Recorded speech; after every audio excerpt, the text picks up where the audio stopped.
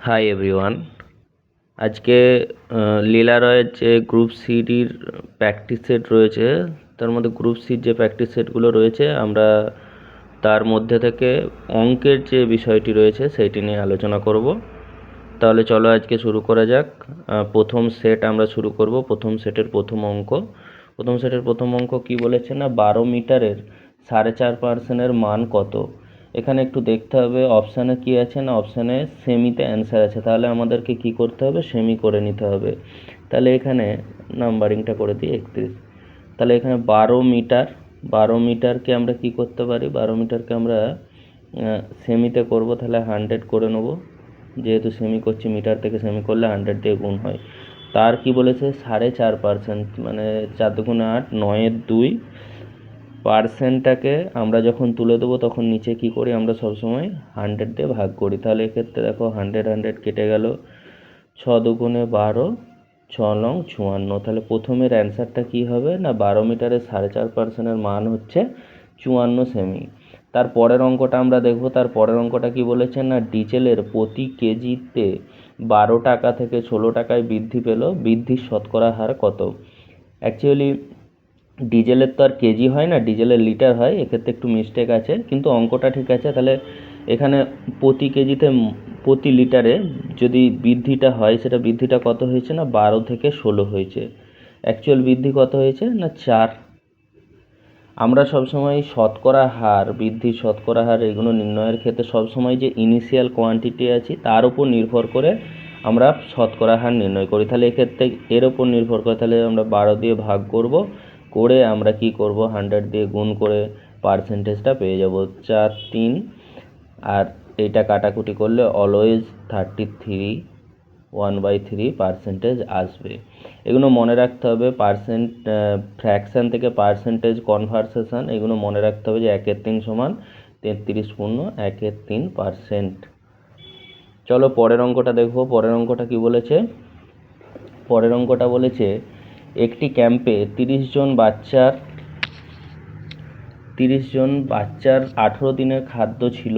যদি আরও 6 জন এসে যোগ দেয় তাহলে ওই খাদ্য কতদিন চলবে। অ্যাকচুয়ালি কতজন ছিল, 30 জন বাচ্চা, 18 দিনের খাবার ছিল, কিন্তু এখন এসে উপস্থিত হয়ে গেছে আরও 6 জন, তাহলে 36 জন হয়ে গেছে। তাহলে 36 জনের কতদিন চলবে, এটা হচ্ছে কোশ্চেন। এটা উইকিং নিয়মে আমরা করতে পারি যে 30 জনের চলে 18 দিন, তাহলে একজনের নিশ্চয়ই বেশি দিন চলবে, তাহলে 30 × 18। আর 36 জনের কত দিন চলবে, 30 × 18 / 36, তাহলে 18 2, 2 15। অ্যাকচুয়ালি তাহলে এটা অ্যান্সারটা কত হলো, 15 দিন। তাহলে এখানে অ্যান্সার হবে সি। তারপরের অঙ্কটা দেখো। তারপরের অঙ্কটা বলেছে একটি কাজ 12 দিনে এ করতে পারে, আর বি ওই কাজটি কত দিনে করতে পারবে, বি ওই কাজটি করতে পারে 10 দিনে। এ একা 8 দিন কাজ করার পর বি যোগ দিল এবং দুজনে একত্রে বাকি কাজটি শেষ করলো। তাহলে এক্ষেত্রে দেখো, আমরা এক্ষেত্রে যে নিয়মটা শিখেছি আগেও, সেটা হচ্ছে এলসিএম নিয়ম। তাহলে এ কত দিনে করছে কাজটা, 12 দিনে। বি কত দিনে করছে, বি করছে 10 দিনে। তাহলে দুজনের এলসিএম বের করলে এলসিএম যেটা আসবে সেটা হচ্ছে টোটাল ওয়ার্ক, মোট কাজটা কত। 12 আর 10-এর যদি এলসিএম বের করা হয়, তোমরা এলসিএম পদ্ধতিতেও করতে পারো, অথবা এই দুটো নাম্বারের ক্ষেত্রে এলসিএম করার ক্ষেত্রে বড় নাম্বারটা নিয়ে আমি গুণ করে করে দেখবো। 12 দুগুণে 24, 10 দিয়ে কাটছে না, 36 কাটছে না, 48 কাটছে না, 60, হ্যাঁ 60 কাটছে দুটো দিয়ে। তাহলে 60 হচ্ছে এদের এলসিএম, 60 হচ্ছে টোটাল ওয়ার্ক। তাহলে এর ক্ষেত্রে এফিসিয়েন্সিটা পেয়ে যাবে, অর্থাৎ কর্মক্ষমতা যেটা, সেটা হচ্ছে 5। আর বি এর ক্ষেত্রে কত হয়ে যাবে, 6। এখন যে অঙ্কটা কি বলেছে না, এ একা 8 দিন কাজ করেছে। তাহলে টোটাল কাজ আমি ধরে নিলাম এইটা, তার মধ্যে এ করে ফেলেছে 8 দিন, 8 ডেজ করে ফেলেছে এ। কে করেছে, এ। দেখো এ করার পর তারপরে কি হয়েছে না, কাজেতে এ প্লাস বি যোগ হয়েছে, তার মানে এর সাথে বি যোগদান করেছে। তাহলে দুজনে একত্রে বাকি কাজটা শেষ করবে কত, 8 দিনে অলরেডি এ কত কাজ করে ফেলেছে, প্রতিদিন এর কাজ কত, 5 ইউনিট করে। তাহলে 8 দিনে সে কাজটা করে ফেলবে 5 × 8 = 40 ইউনিট কাজ। 40 ইউনিট কাজ করে ফেললে তাহলে বাকি থাকছে কত, 20 ইউনিট কাজ। এই 20 ইউনিট কাজটা তারা দুজনে মিলে করেছে। তাহলে 20 ইউনিট কাজ যদি তারা দুজনে মিলে করে, দুজনের এফিসিয়েন্সি কত? 5 ইন্টু 5 প্লাস 6, তাহলে 11। তাহলে 20/11, তাহলে 9/11। তাহলে অ্যান্সার কত হচ্ছে? সি। দেখো ভালো করে, অঙ্কটা কিন্তু একটু হালকা বোঝার রয়েছে, আর এই অঙ্কগুলো খুব ইম্পর্টেন্ট, এই অঙ্কগুলো কিন্তু পরীক্ষায় আসে। তাহলে বাকি যে কাজটা রয়েছে 20 ইউনিট, সেই 20 ইউনিট কাজ কি করছে? তারা দুজনে কমপ্লিট করছে। তাহলে দুজনের এফিসিয়েন্সি আমরা 11 পেয়ে গেছি, 6 আর 5। তাহলে ওরা যদি একদিনে 11 ইউনিট করে কাজ করে, তাহলে 20 ইউনিট কাজ করতে 1×9 দিন সময় নেবে। পরের অঙ্কটা দেখো, এটাও খুব ভালো অঙ্ক। এই টাইপের অঙ্ক আছে যে নিচের কোন ভগ্নাংশটি 3/4 থেকে বড়, 3/4 থেকে বড় এবং 5/6 থেকে ছোট। 3/4 থেকে বড়, তাহলে আমরা এখানে কি করি? 3/4টাকে পার্সেন্ট করে নিই, সবথেকে ভালো হচ্ছে। 3/4 যদি পার্সেন্ট করি আমরা, অলওয়েজ কি আসবে? 75%। ঠিক আছে। আর কি হতে পারে? 5/6টাকে যদি আমরা পার্সেন্ট করি, তাহলে 5 1/6, মানে আমরা তো জানি, আমাদেরকে এগুলো জানতে হবে এই ফাংশানগুলো, যে 16.66%। বা কি হতে পারে? এটা 16.2-3 বলে। তাহলে এখানে কি করব? আমি যদি 16 এর সঙ্গে গুণ করি, 5 6 30, 33-এর 3, 3 5 16 80, 83, তাহলে 83.33% পেয়ে গেলাম। এবার দেখব কোন ভগ্নাংশটা এদের মধ্যে আছে। আমরা হাফ সমান কি জানি? হাফ সমান 50%, তাই তো? হাফ সমান 50%। তারপরে হচ্ছে 2/3, 2/3 মানে 1/3 সমান জানি 33.1/3 বা 33.33, তাহলে এটা 66.66%। তারপরে আছে 4/5 অপশানে, 4/5 মানে 80%। তারপরে আছে 9/10, 9/10 মানে কত হচ্ছে? 90%। তাহলে কোন ভগ্নাংশটি এই 3/4 আর 5/6 থেকে ছোট? 5/6 মানে এটা থেকে ছোট কিন্তু এটা থেকে বড়, তাহলে কোথায় আছে? 80%। 80%টাই তো এর থেকে বড় কিন্তু এর থেকে ছোট, তাহলে এখানে অ্যান্সারটা হয়ে যাবে সি। Answer C. বোঝা গেল? তার পরের অঙ্কটা দেখো। দেখো পরের অঙ্কটা কি বলেছে? বলছে কিছু শস্য 28 টাকায় 4 কিলো কিনে 27 টাকায় 3 কিলো হিসেবে বিক্রি করা হচ্ছে। এরূপ 80 কিলো শস্য বিক্রি করে কত লাভ বা ক্ষতি হবে? দেখো অঙ্কটা কিছুই নেই। প্রথমে কি বলেছে? 28 টাকায় 4 কিলো, তাহলে 28 টাকায় যদি 4 কিলো কিনে, তাহলে 1 কিলোর দাম কত? 7 টাকা। এটা হচ্ছে তার ক্রয় মূল্য। আর কি বলেছে? বিক্রি করছে 27 টাকায় 3 কিলো, তাহলে 9 টাকা তার হচ্ছে কি বিক্রয় মূল্য। তাহলে আমরা কি জানি? লাভ কোথায়? লাভ হচ্ছে বিক্রয় মূল্য মাইনাস ক্রয় মূল্য। তাহলে এখানে লাভ কত হচ্ছে? এখানে তো লাভ হচ্ছে, যেহেতু বিক্রয় মূল্যটা বেশি হচ্ছে, তাহলে 9 - 7, 2 টাকা লাভ হচ্ছে প্রতি কেজিতে। তাহলে কত লাভ হয়ে গেল? 2 টাকা। এখন আমরা 80 কিলো শস্য বিক্রি করেছি, তাহলে 80 কিলো বিক্রি করলে তাতে লাভ কত হবে? প্রতি কেজিতে যদি 2 টাকা করে হয়, 80 কিলোতে 160 টাকা লাভ হবে। তাহলে এখানে অ্যান্সারটা কত হচ্ছে? Answer B. তার পরের অঙ্কটা একদমই সোজা, 37-এর অঙ্কটা। জাস্ট যোগ করে আমরা এক্সের মান বের করব। এটা যদিও করার দরকার পড়ে না, তোমরা বাড়িতেও করতে পারবে, তবু আমি করে দিচ্ছি। এখানে কি আছে? প্রথমে করো 1217, তার সঙ্গে যোগ করে ফেলো 819, 6 হাতে 1 3, আর 12 8 20, হয়ে গেল কত হচ্ছে? 2036।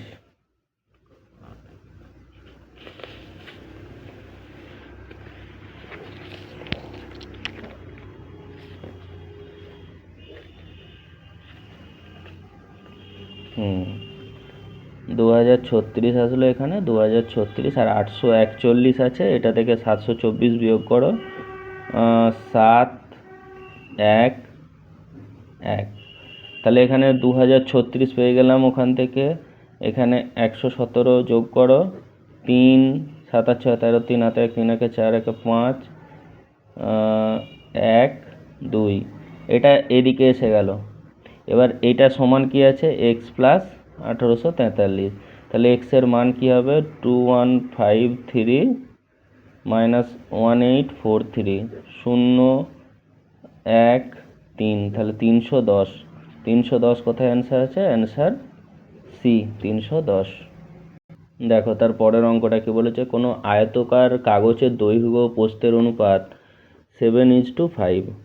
দৈর্ঘ্য আর প্রস্থের অনুপাত দিয়ে দিয়েছে 7:5। যদি প্রস্থ 20.5 হয়, তাহলে প্রস্থ যদি দৈর্ঘ্য এটা, প্রস্থ এটা, তাহলে 20.5 বলেছে সেমি।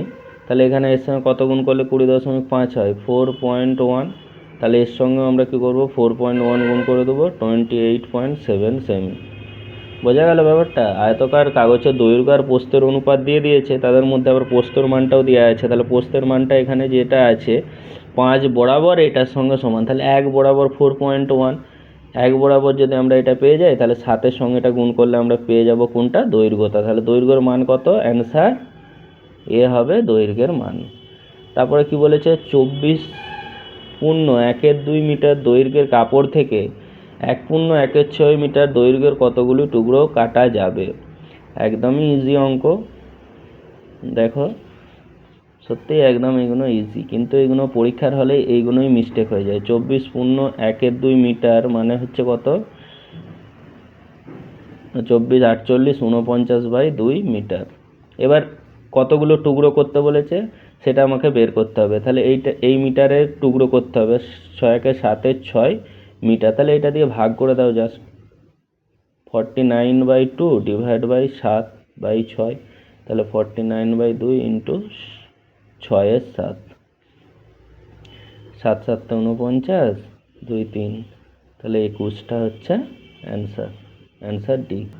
পরের অঙ্কটা দেখো, বলছে কোনো ভগ্নাংশের লবকে 25% হ্রাস করলে এবং হরকে 250% বৃদ্ধি করলে ভগ্নাংশটা হয় 6/5।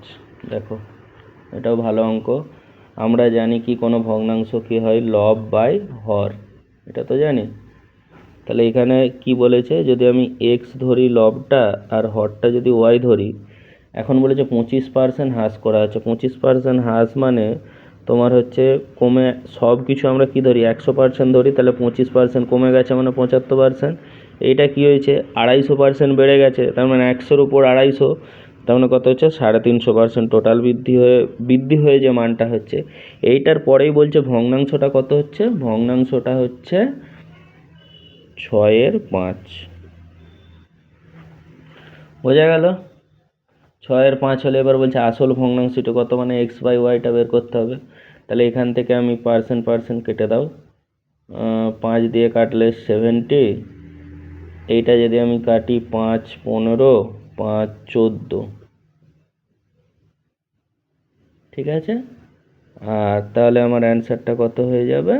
এটা 3 দিয়ে কাটো, 3 5 15, 3 2 6, তাহলে x/yটা আমরা পেয়ে যাব হচ্ছে 28/5। 28/5। তাহলে অ্যান্সারটা দেখবো কত আছে? 28/5 আছে অ্যান্সার এ, 28/5। পরের অঙ্ক দেখো, পরের অঙ্কটা কি বলেছে, বলছে ভরত 2 বছরের জন্য একটি নির্দিষ্ট সরল সুদের হারে 10,000 টাকা ধার করেছিল। যদি সে মেয়াদ শেষে 2,000 টাকা সুদ প্রদান করে, তাহলে বার্ষিক সুদের হার কত? তার মূলধনটা কত? 10,000, কিন্তু সে সুদ কত পেয়েছে 2 বছরের জন্য? মূলধন সবসময় এক থাকে সিম্পল ইন্টারেস্টের ক্ষেত্রে, কিন্তু সুদ সে 2 বছরে 2,000 পেয়েছে, মানে 1 বছরে কত পাবে? 1 বছর নিশ্চয়ই 1,000 টাকা পাবে। তাহলে 1,000 টাকা 1 বছরের সুদ কতর মধ্যে? 1,000 টাকা 1 বছরের সুদ হচ্ছে 10,000 টাকার মধ্যে। তাহলে 100 টাকায় কত সেটা বের করলে আমরা কি পেয়ে যাব? আমরা পেয়ে যাব পার্সেন্টেজটা। তাহলে এখানে অ্যান্সারটা কত হবে? 10%। অ্যান্সার হচ্ছে এ। তারপরের অঙ্কটা কি বলেছে, এক ব্যক্তি 516 মিটার 6 মিনিটে যায়। গতিবেগ ঘন্টায় বলেছে, ঘন্টায়, এটা জাস্ট সিম্পল কি করছে আমরা জানি কি, দূরত্ব বাই সময় হচ্ছে গতিবেগ। তাহলে এখানে 516 কি বলেছে? মিটার, এটা মাথায় রাখতে হবে, এটা মিটার, আর নিচে কি হচ্ছে? 6 মিনিট। তাহলে জাস্ট এটা কনভার্ট করে দিলেই হবে। মিটারকে যদি আমি করতে যাই, তাহলে 1000 মিটারকে আমি কি করব? মিটারকে কিলোমিটারে করলে 1000 দিয়ে ভাগ করো, মিনিটকে ঘন্টায় করলে 60 দিয়ে ভাগ করো। তাহলে এখান থেকে কি পাবো, 516 ইন্টু 60 ডিভাইড বাই 6 ইন্টু 1000। কাটো, শূন্য কেটে গেল, 6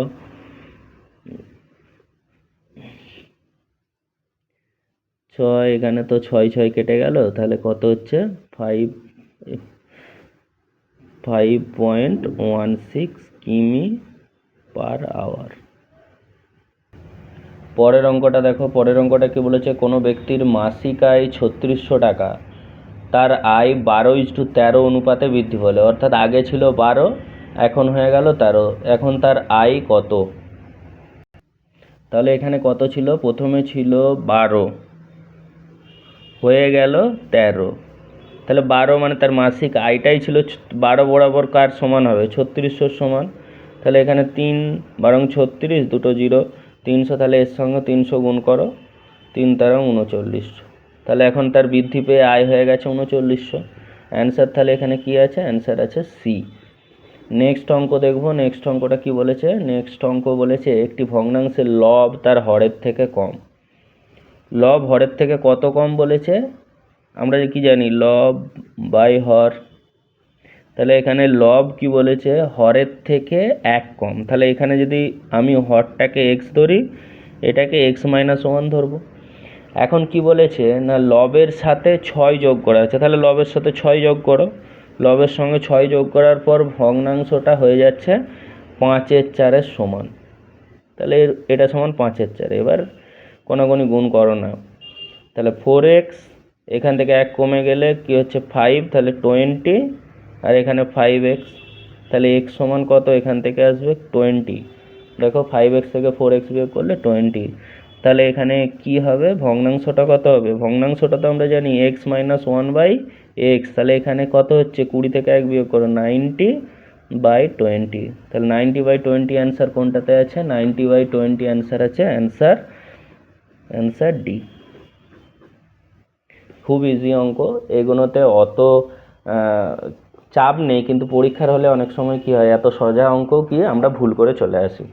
তো কেয়ারফুলি এগুলো করতে হবে, সোজা ভাবলে হবে না, পরীক্ষার হলেই এইগুলোই কঠিন হয়ে যাবে।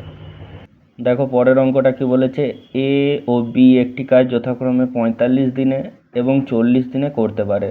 তারা একসাথে কাজটি শুরু করে, কিন্তু এ কিছুদিন পরে চলে গেল, বি বাকি কাজ 23 দিনে শেষ করলো, এ কতদিন পর চলে গিয়েছিল। এই অঙ্কগুলো করার ক্ষেত্রে আমি বললাম যে এলসিএম মেথড ইউজ করব। তাহলে এখানে কি বলেছে না, এ কত দিনে করছে, এ করছে 45 দিনে একটা কাজ, আর বি করছে কত দিনে, বি করছে 40 দিনে। এদের কি করব, এদের এলসিএম বের করব। যদি বড় দেয় তাহলে আমরা সেটাকে একটু বাইরে করে নেব, এটা মুখে মুখেও করা সম্ভব। 5 9 5 8, তাহলে 5 8 72, তাহলে এদের এলসিএম হয়ে যাচ্ছে 360। দেখো 5 8 40, 45, তাহলে এটা হচ্ছে এর হচ্ছে 8 ইউনিট, আর এর হচ্ছে কত 40, মানে 9 ইউনিট। এ একদিনে 8 ইউনিট কাজ করতে পারে, বি হচ্ছে একদিনে 9 ইউনিট কাজ করতে পারে। তাহলে এক্ষেত্রে আমরা টোটাল কাজটা পেয়ে গেলাম। এবার বলেছে যে তারা একসাথে কাজটা শুরু করেছে, টোটাল কাজটা আমরা একটা টাইম লাইন ধরে নিলাম, তারা একসাথে কাজটা শুরু করেছে আর এই জায়গায় শেষ করেছে, এরকম একটা আমরা টাইম লাইন ধরে নিলাম, যে দুজনে একসঙ্গে কাজ করার পর কিছুদিন পরে ধরো এ চলে গেল, এইখান কাজটা কি করেছে, এ বি একসাথে করেছে, কিন্তু এইখানটা কি করেছে, বি একাই কাজ করেছে। কতদিন কাজ করেছে, 23 ডেজ। এবার বি কত, একদিনে কত ইউনিট কাজ করে, বি হচ্ছে 9 ইউনিট। তাহলে এ টোটাল কাজ করে ফেলেছে 9 ইউনিট, মানে 3 লং 27, 207 ইউনিট কাজ হয়ে গেছে। তাহলে বাকি থেকে যাচ্ছে কত, এখান থেকে বিয়োগ করো না, 207, 3 5 1, 153 ইউনিট কাজ বাকি রয়ে গেছে। কিন্তু এই 153 ইউনিট কাজ তারা কিভাবে করেছে, তারা দুজনে মিলে করেছে।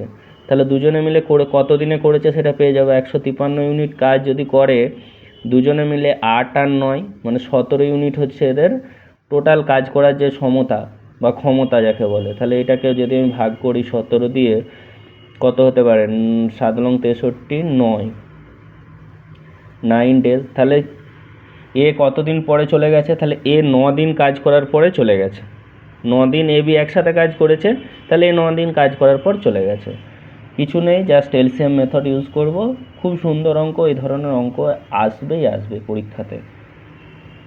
একটু যদি স্ট্যান্ডার্ড কোয়ালিটির ম্যাথ দেয় তো এগুলো দেবেই অবশ্যই। আর এগুলো খুবই ইজি, শুধু ট্রিকটা জানতে হবে কীভাবে কাজটা হচ্ছে, ব্যাস তাহলেই হবে। পরের অঙ্কটা দেখবো। দেখো পরের অঙ্কটা একটা সরল দিয়েছে। এই সরলগুলো বদমাস রুল ইউজ করলেই হবে। তো সরলটা তাহলে কি করাই যাক, সরলটাও করাই যাক। কি বলেছে, প্রথমে দেখো মাথার উপর বার চিহ্নটা দেওয়া আছে, মানে প্রথমে আমি ওই কাজটা করে নেবো। তাহলে 1/6 প্লাস এই মাইনাস দিয়েছে 1/7, তাহলে এখানে এলসিএম হলো 42, 7 - 6 1/42। এখানে এর সাথে কি হয়েছে, এর সাথে আবার 0.5 যোগ আছে, তাহলে 0.5 মানে কত, হাফ। তাহলে আমরা এটা আমি ভেঙে ভেঙে করছি, ওইভাবে দেখাচ্ছি না। আমি কীভাবে করছো এইভাবেই করতে হবে পরীক্ষার খাতায়, তুমি ওইভাবে লিখে এই করে করতে গেলে হবে না। তাহলে এখানে কত হচ্ছে 84, 2 42, সরি এখানে 84 কেন হবে, এখানে 42ই হবে। 42 1 প্লাস 21, 21 দুগুণে 42, তাহলে 22/42।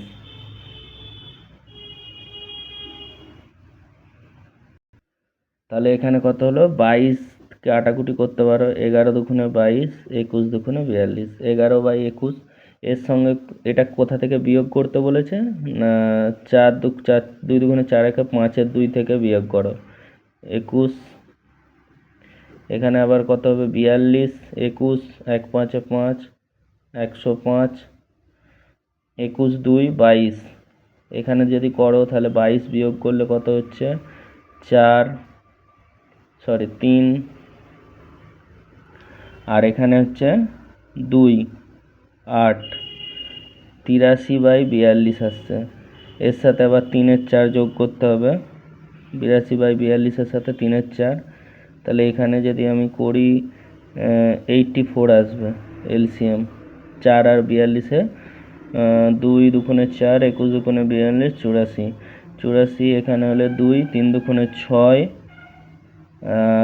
8 দুগুণে 16, প্লাস তার সঙ্গে কী হচ্ছে 21, 21 হচ্ছে 1 3-এ 3, 3 দুগুণে 6, তাহলে এখানে কত আসবে 6 আর 3-এ 9, আর 16 16 22, 229/84। এইটা আবার কি বলেছে, এইটা বলেছে 5 থেকে বিয়োগ করতে হবে, তাহলে আবার 5 থেকে বিয়োগ করো, 5 - 229/84। নিচে এখানে 84 থাকবে, 5 4-এ 20, 0 5 8-এ 40, আর 2-এ 42, 420 থেকে 229 বিয়োগ করো, 9 1, 9 × 10 1, 3 × 12, 9 আর 3-এ 12, হাতে 1 1, 84। তাহলে এইটা কত হতে পারে, 2 দিয়ে 3 দিয়ে করলে হবে না, 2 হতে পারে, 2 ভাগ করো 84 দিয়ে 191, 2 দাও, 4 দুগুণে 8, 8 দুগুণে 16, 8 × 11, 8 আর 3-এ 11, হাতে 1 2। তার মানে কি হচ্ছে, এটা আমরা যদি অ্যান্সারটা করি 2 পূর্ণ 23/84। অ্যান্সার কি আছে দেখো, 2 পূর্ণ 23/84, অ্যান্সার সি। অ্যান্সার সি দেখে নাও। কিছু নয়, এগুলো এইভাবেই করতে হবে ভেঙে ভেঙে। তুমি যদি সব করতে যাও হবে না, ছোট ছোট যেগুলো ক্যালকুলেশান আছে সেগুলো দেখে নিতে হবে। বারের কাজ আগে করতে হবে, বদমাস রুল অনুযায়ী কাজ করব। এইগুলো একটু ক্যালকুলেটিভ থাকে, বাট ক্যালকুলেশানটা প্র্যাকটিস করলে অবশ্যই অতি সহজেই হয়ে যাবে এবং তাড়াতাড়ি হবে। পরের অঙ্কটা দেখো, পরের অঙ্কটা কিন্তু খুব ভালো অঙ্ক আছে। রামু সাধারণত তার আয়ের 72% খরচ করত, তার আয় 12% বৃদ্ধি পেয়েছে ও পাশাপাশি তার খরচ 5% বৃদ্ধি পেয়েছে। যদি প্রথমে রামুর সঞ্চয়ের পরিমাণ হয় ওয়াই ও আয় বৃদ্ধির পর তার সঞ্চয়ের পরিমাণ হয় এক্স, তাহলে x - y/ 100% এর মান কত? এটা অ্যাকচুয়ালি সঞ্চয়ের বৃদ্ধি বা হ্রাসের পার্সেন্টেজটা চেয়েছে। চলো আমরা এটা করে নিই, খুব ভালো অঙ্ক। ফার্স্ট কি করব, আমরা এখানে আই সমান কি জানি আমরা, যে টাকাটা আয় করব তার একটা কি হবে খরচ হবে, আর একটা কি হবে সঞ্চয় হবে।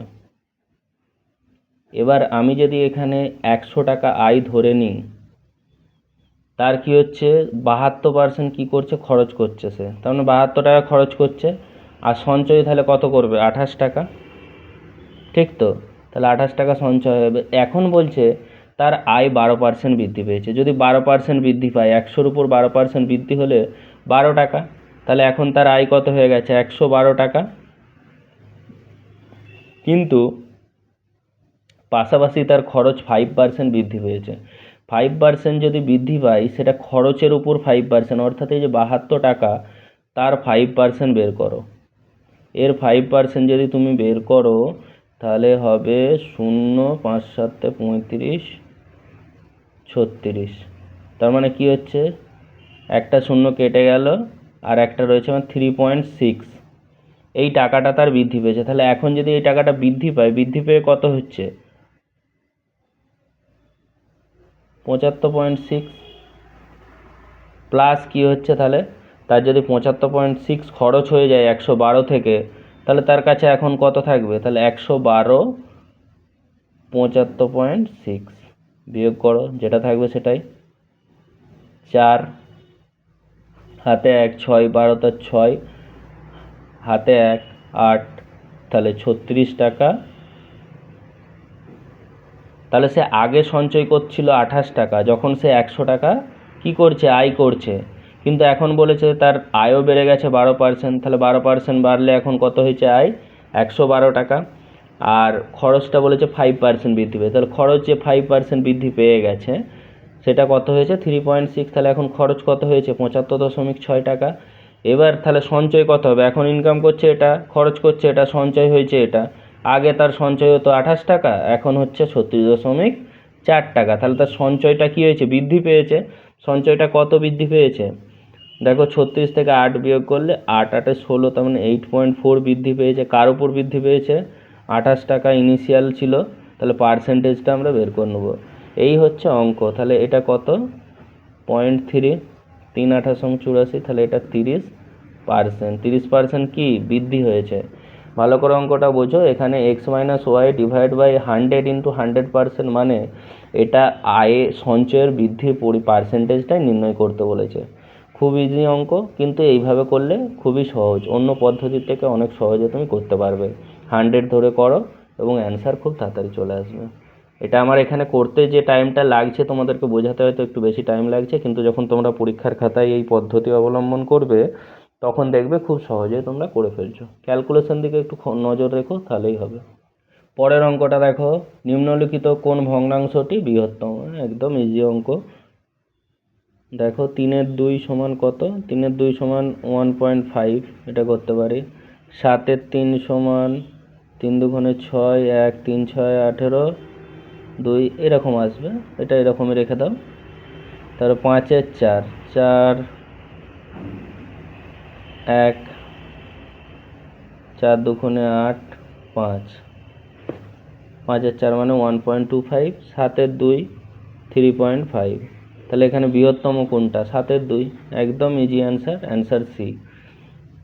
তারপরের অঙ্কটা কি বলেছে না, আরিয়ান মিউচুয়াল ফান্ডে কত টাকা ইনভেস্ট করছে 72,318 টাকা বিনিয়োগ করে, যেটি তার বার্ষিক আয়ের 17%। তার মাসিক আয় কত। তাহলে এইটা তো বার্ষিকটা বের করে নাও আগে। 72,318, এটা কি হচ্ছে, এটা 17%, এইটাই হচ্ছে 17%। তাহলে তার বার্ষিক আয়ের 17%, তাহলে 1% বের করো, 100% বের করলে তার কত, তার টোটাল আয়টা পেয়ে যাব। তাহলে আমরা এখানে 17 দিয়ে ভাগ করো, 17%-এর মানই তো এটা দিয়েছে, তাহলে 100%-এর মান কত সেটা বের করে নিলেই হয়ে গেল। তাহলে আমরা কি বার্ষিক টোটাল আয়টা পেয়ে যাব। বার্ষিক আয় টোটাল পেলেও এখানে কি বলেছে মাসিক আয় বের করতে বলেছে, তার মানে 12 দিয়ে ভাগ করে দিলেই সিম্পলি হয়ে যাবে। দেখো এটাকে কাটাকুটি করে কত হয়, 17 4 17 কত 68, 68 4 45, 17 2 34, 34 34 8 9 9 91, 91 মানে 5 17 85, 85 থেকে 91 6 68 4 17 68, এটা পেয়ে গেলাম আমরা। এইটা হচ্ছে তার কি, তার হচ্ছে বার্ষিক, অর্থাৎ এই টাকাটা 42540, এই টাকাটা সে কি করছে, তার বার্ষিক হয়, কিন্তু বলেছে মাসিক, তাহলে 12 দিয়ে ভাগ করো। 12 দিয়ে ভাগ করলে এটা হবে 3 বারং 36, 6 65, 5 বারং 60, 60 আছে 5 54, 4 বারং 48, 4 বারং 48, 8 6 60, 5 বারং 60। তার মানে কি হচ্ছে, তার মাসিক যে টাকাটা আয় হচ্ছে সেটা হচ্ছে 35,450 টাকা। এখানে অ্যান্সার কত আছে, অ্যান্সার এ, অবশ্যই এ অ্যান্সারটা হবে। আরও একটা কনসেপচুয়াল অঙ্ক বলছে, 3টি গাড়ির গতিবেগের অনুপাত 2:3:4, তাহলে গাড়ি 3টির অতিবাহিত সময়ের অনুপাত কত? একদম ইজি অঙ্ক, কনসেপ্ট ক্লিয়ার থাকলে 1 মিনিটে হয়ে যাবে। তাহলে এখানে কি বলেছে ভালো করে বোঝো। তাদের গতিবেগের অনুপাত দিয়ে দিয়েছে, স্পিডের অনুপাত দিয়ে দিয়েছে, S1 S2 S3 কত দিয়ে দিয়েছে, 2:3:4। আমরা কি জানি, D সমান S ইন্টু টি। এক্ষেত্রে কি, যেহেতু কিছু দেওয়া নেই, আমরা কি দূরত্বটা কি কনস্ট্যান্ট, দূরত্ব কনস্ট্যান্ট হলে টাইম সবসময় কি হবে, এর সঙ্গে বিপরীত সমানুপাতি, অর্থাৎ স্পিডের সাথে টাইমের যে সম্পর্কটা সেটা হচ্ছে বিপরীত সমানুপাতি। তাহলে এখানে কি করব, আমাদেরকে অতিবাহিত সময় বের করতে বলেছে, তাহলে T1 = T2 = T3 বের করতে বলেছে। তাহলে এটা কি করব, জাস্ট উল্টে দেবো, 1/2 = 1/3 = 1/4। তাহলে এখানে 2 3 4-এর এলসিএম কত, সেটা দিয়ে গুণ করে আমরা পূর্ণ সংখ্যায় নিয়ে চলে আসবো 1/4। তাহলে এখানে করতে হচ্ছে 6:4:3। তাহলে অ্যান্সার কত হচ্ছে, অ্যান্সার বি।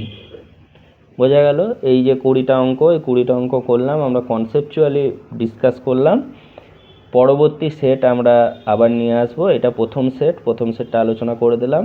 কোনো জায়গায় অসুবিধা হলে অবশ্যই কমেন্ট করো। আশা করি তোমরা বুঝতে পারবে ভালো করে। Thank you.